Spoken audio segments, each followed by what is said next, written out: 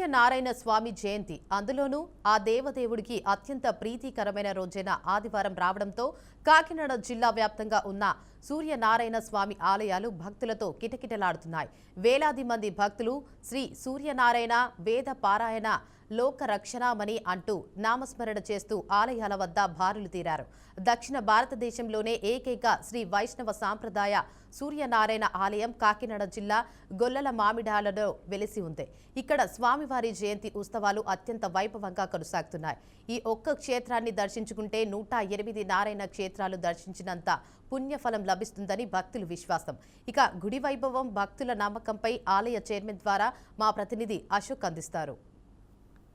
ప్రస్తుతం కాకినాడ జిల్లా అనపర్తి నియోజకవర్గం పెద్దపూడి మండల గ్రామంలో ప్రసిద్ధిగాంచిన శ్రీ సూర్యనారాయణ స్వామి వారి రథసప్తమి వేడుకలు అయితే మాత్రం పూర్తి స్థాయిలో ఘనంగా అయితే మాత్రం జరుగుతుంది.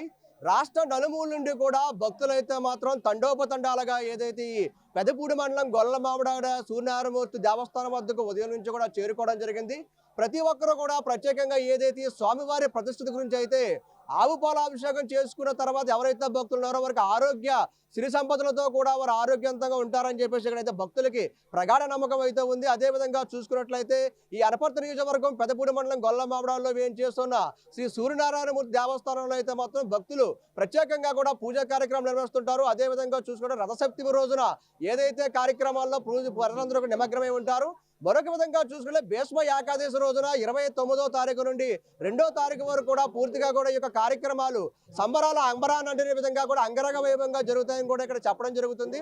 ఏదేమైనప్పటికీ పూర్తి స్థాయిలో శ్రీ సూర్యనారాయణమూర్తి దేవస్థానంలో జరుగుతున్న ఈ ప్రతిష్ట ఏర్పాట్ల గురించి అదేవిధంగా ఇక్కడ భక్తులు ఏ విధంగా స్వామివారిని దర్శించుకుంటారనే విధానంపై కూడా ఇక్కడ ఆలయ చైర్మన్ గారు కూడా ఉన్నారు. వారిని అడిగి తెలుసుకునే ప్రయత్నం చేద్దాం.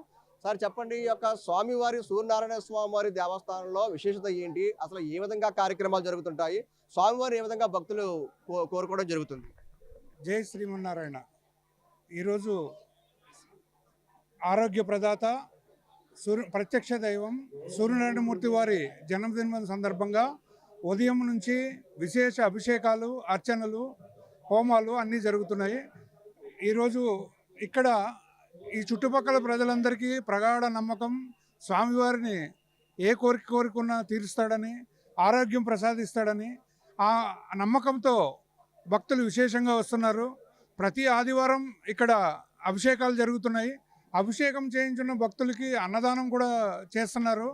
అలాగే ఈరోజు కూడా అన్నదానము ఏర్పాటు చేయడం జరిగింది.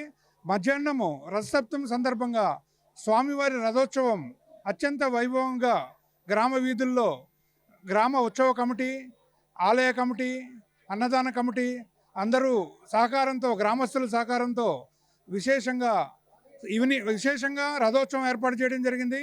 భక్తులందరూ పాలు పంచుకొని స్వామివారి కృపకు పాత్రలు కావాలని కోరుకుంటున్నాము.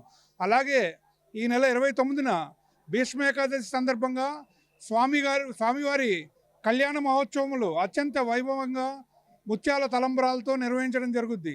ఆ రోజు స్వామివారి రథోత్సవం ఉంటుంది. ఆ రోజు గ్రామం అంతా సంబరం జరుగుద్ది. ఆ రోజు తీర్థము, అన్ని రకాల కార్యక్రమాలు చాలా అత్యంత వైభవంగా జరుగుద్ది. భక్తులందరూ స్వామివారిని దర్శించుకొని స్వామివారి కృపకు పాత్రులై ఆరోగ్యవంతులుగా ఉండాలని కోరుకుంటున్నాము. అదేవిధంగా చూసుకున్నట్లయితే ప్రస్తుతం దేవస్థానంలో భక్తుల భద్రతా ఏర్పాట్లు కానివ్వండి, దేవస్థానం భద్రతా ఏర్పాటు నిరంతరం కూడా శ్రమిస్తూ ప్రతి ఒక్కరు కూడా భద్రతా చర్యలు తీసుకుంటూ, జాగ్రత్తలు తీసుకుంటూ ఏదైతే ఈ యొక్క ఆలయ ఎవరైతే ఈవో కార్యనిర్వహణ అధికారులు ఉన్నారో వారు కూడా ఈ రోజు మనతో పాటు ఉన్నారు. ప్రస్తుతం చెప్పండి సార్, ఏదైతే ఈ యొక్క రథసప్తమి సందర్భంగా అదేవిధంగా భీష్మ ఏకాదశికి రాబోయే రోజుల్లో ఏ కార్యక్రమాలకు మీరు ప్రతిష్ట భద్రత ఏర్పాటు చేయబోతున్నారు, ఎలాంటి జాగ్రత్తలు తీసుకోబోతున్నారు? సూర్యదేవాయన పాటి సత్యనారాయణ రెడ్డి ఎడ్జిట్ చేస్తారు. ఈ రథసప్తమి మాఘమాసం సందర్భంగా ఈరోజు రథసప్తమి జరుగుతుందండి. దీనికి అన్నదానం, వచ్చిన భక్తులకు అన్నదానం, ఫ్రీ క్యూ లైన్స్ ఎటువంటి ఇబ్బందులు లేకుండా ఏర్పాటు చేయడం జరిగింది. తర్వాత 29 భీష్మ ఏకాదశి సందర్భంగా కూడా స్వామివారి కళ్యాణానికి సంబంధించి అన్ని ఏర్పాట్లు కూడా గ్రామస్తుల సహకారంతో పూర్తిగా చేయడం జరిగింది సార్. ఈరోజు రథోత్సవం ఉందండి. మధ్యాహ్నం ఎంతమంది రాష్ట్ర నలుమూల నుండి ఎంతమంది భక్తులు స్వామివారి దర్శనాలకు రావచ్చు అంటారు? సుమారు ఒక 50,000 మంది వచ్చే అవకాశం ఉంది సార్. ఎందుకంటే ప్రతి సంవత్సరం కూడా దినదినాభివృద్ధి చెంది స్వామివారి కి వచ్చిన వాళ్ళు మళ్ళీ 2-3 సార్లు వచ్చేలాగా ప్లాన్ చేసుకుని చుట్టుపక్కల వాళ్ళని కూడా తీసుకుని రావడం వలన ప్రతి సంవత్సరం కూడా దినదినంగా అభివృద్ధి చెంది విశేష భక్తులు వస్తున్నారు సార్. ఇక్కడ ఏదైతే ఆదివారం రోజున సూర్య భగవానుడి ప్రీతికరంగా చెప్పుకోండి ఈ రోజున రథసప్తమి రావడంతో భక్తులందరూ కూడా ఆనంద పర్వంతో ఓం నమో సూర్య భగవానే నారాయణ అంటూ కూడా ఈ రోజు తండోపతండాలుగా ఈ యొక్క ఆలయానికి అయితే గొల్లల మామిడాల్లో సూర్య భగవానుడి ఆలయానికి అయితే మాత్రం చేరుకోవడం జరిగింది. ఇటు ఆదివారం అటు రథసప్తమి రెండూ కలిసి రావడంతో ప్రజల భక్తుల్లో అయితే మాత్రం ఆనందం అయితే మాత్రం ఉప్పొంగవుతుంది. ఈ అంతా కూడా సూర్య భగవాన్ నామస్మరణతో అయితే మాత్రం పూర్తి స్థాయిలో ఈ యొక్క గొల్ల మామిడాల సూర్యనారాయణ దేవస్థానంలో అయితే మాత్రం పూర్తిగా కూడా భక్త సందోహంతో అయితే మాత్రం మునిగిపోయిందని చెప్పవచ్చు. ఏదేమైనప్పటికీ భీష్మ ఏకాదశి కూడా నా భూతో నా భవిష్యత్తు అనే విధంగా కూడా ఇక్కడ జరగబోయే కళ్యాణ ఉత్సవాలకు అయితే మాత్రం రాష్ట్ర నలుమూల ప్రముఖులు కానివ్వండి, అధికారులు కానివ్వండి, అందరూ కూడా ఇక్కడికి వచ్చి ఈ స్వామివారిని దర్శించుకోవడం కూడా అలా ఆనవాయితీగా జరుగుతుందని చెప్పేసి కూడా చెప్పవచ్చు. కెమెరామ్యాన్ విజయ్తో అశోక్, BRK న్యూస్, తూర్పుగోదావరి జిల్లా.